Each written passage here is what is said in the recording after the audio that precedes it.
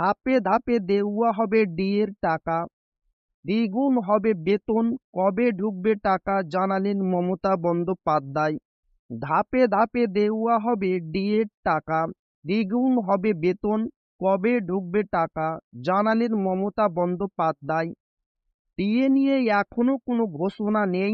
অন্যদিকে কেন্দ্রের মতোই ডিএ ঘোষণা করে ফেলেছে একের পর এক রাজ্য।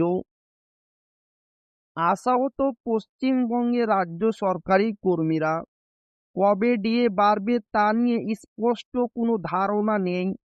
তবে এই বাজেটে দারুণ সুখবর দিতে পারেন মুখ্যমন্ত্রী। মিটে যেতে পারে সমস্ত বকেয়া ডিএ। কত শতাংশ ডিএ ঘোষণা করা হবে বা আদৌ হবে কিনা তার সঠিক কোনো ধারণা পাওয়া যায়নি।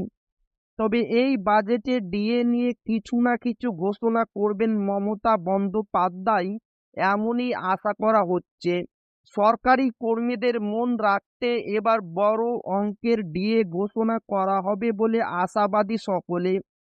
কমপক্ষে 6% ডিএ তো বাড়াতেই হবে বলে মত সরকারি কর্মীদের একাংশের। মুখ্যমন্ত্রী মমতা বন্দ্যোপাধ্যায় জানিয়েছেন এখনো কোনো ডিএ ঘোষণা করা হবে না, কিন্তু এর মধ্যে ষষ্ঠ বেতন কমিশন ঘোষণা করা হয়েছে 2015 সালে। হিসেব মতো 10 বছর পেরিয়ে গিয়েছে।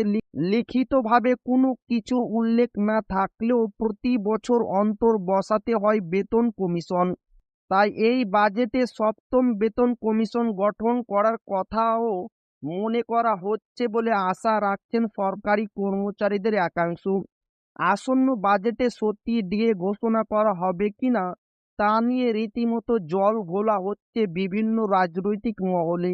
তো এই ছিল ডিএ নিয়ে খুব গুরুত্বপূর্ণ আপডেট যা আপনাদের মাঝে শেয়ার করলাম। তো ভিডিওটি ভালো লাগলে অবশ্যই আপনার বন্ধুদের শেয়ার করবেন যাতে তাদেরও উপকার হয়। আর আপনি যদি এখনো আমাদের চ্যানেলকে সাবস্ক্রাইব না করে থাকেন তো অবশ্যই চ্যানেলকে সাবস্ক্রাইব করবেন এবং আমাদের পাশে থাকবেন।